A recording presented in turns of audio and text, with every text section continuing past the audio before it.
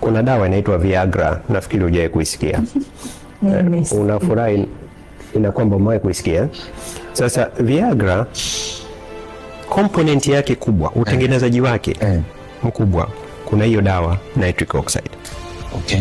Inawekwa ndo inafanya kutengeneza, kwa sababu Viagra inachokwenda kufanya ni kupanua mishipa ya damu ili flow ya damu iwe kubwa zaidi kwenye sehemu zetu za siri, ili mtu aweze kufanya tendo la ndoa.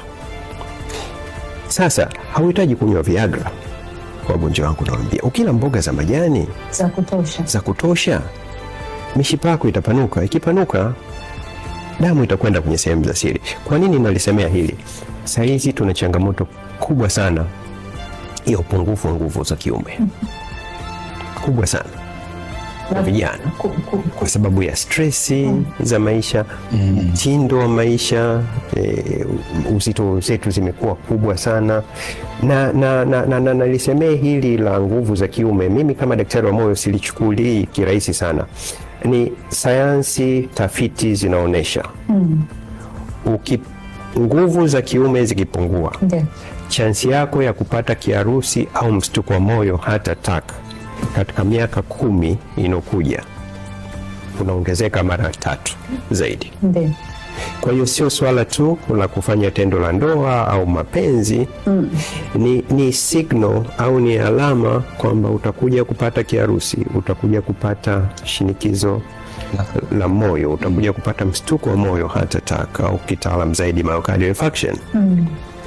Kwa hiyo ndio maana kitu tunarudi tena kule mazoezi, kupunguza vitu vya sukari, kwa sababu vyakula vyetu vingi, kama sio vyote sasa hivi, kwenye maduka yetu haya makubwa na kwenye slide zangu huko zinaweza zikaonyeshwa, vimekuwa na sukari nyingi, kwa sababu sukari ndio inafanya vinakuwa na ile wanaita shelf life. Naweza kukiweka dukani hapo nikaandika hiki chakula hiki kita expire mwaka 2027.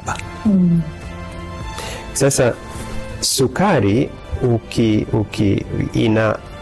ina addiction au uteja au uharibu, haina tofauti na dawa za cocaine.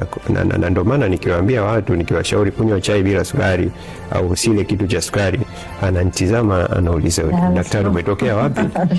Kwa sababu ile center madawa ya kulevya, cocaine, heroin, bangi na kadhalika, inaitwa dopamine, iko kwenye kichwa. Ni center hiyo sukari inayokwenda. Ndio maana saa zingine unamsikia mtu amekunywa siji Red Bull au amekunywa soda, anasema najisikia vizuri. Yes. Kwa sababu na mtu anivuta dawa za kulevya ni hivyo akishavuta pale. Kwa hiyo dada show, wewe unakuwa wewe ni teja, lakini teja wa sukari. Kwa tofauti yake ni kwamba umevaa vizuri, unakuja kazini hapa upendo. Lakini huna tofauti na wale mateja wangu wanokuja Muhimbili 1000 kila siku kwenye database ya kuja kunywa dawa za methadone. Utofauti tu wale wanatumia madawa ya kulevya, wewe na Meshaki mnatumia sukari. Kula vizuri, yani kula mlo sahihi, kula mlo sahihi, mazoezi na kulala muda unaotakiwa. Na lingine ambalo sikuliulizia hapo ni stress, msongo wa mawazo. Nilikuwa naongea na baba mchungaji hapo kwamba nilipokuwa najitayarisha na hichi kipindi, nilikuja kugundua kwamba kwenye Biblia neno kwamba msamehe mtu limeandikwa mara 365. Sisi hatusamehe. Mtu kanifanyia kitu miaka 2-3 iliyopita, bado ninacho mpaka leo.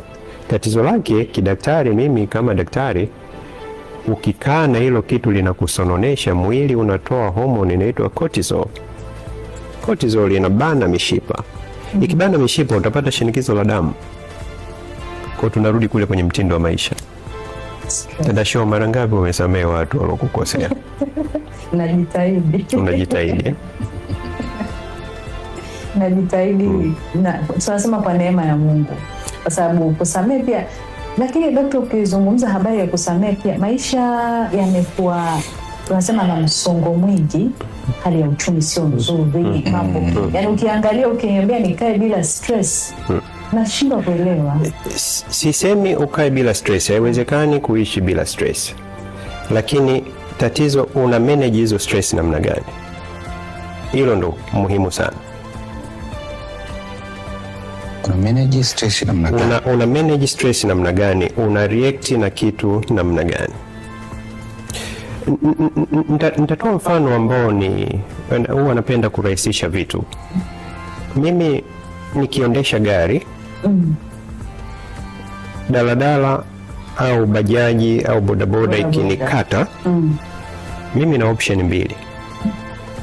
Moja, kufungua dirisha na kuanza kumkaripia au kwa kutumia lugha ya maneno machafu yule driver wa daladala. Sasa ukimpeleka huko naye atakujibu. Lakini option yangu nyingine ingeweza kuwa kwamba bodaboda amenikata, nikasema bodaboda hao ndio kawaida yao. Ukiwa peke yako? Nikiwa peke yangu. Sasa chukulia hao madriver wawili, nani atakuwa kwenye stress na kukasirika? Huyu aliyesema bodaboda hao ndio kawaida yao.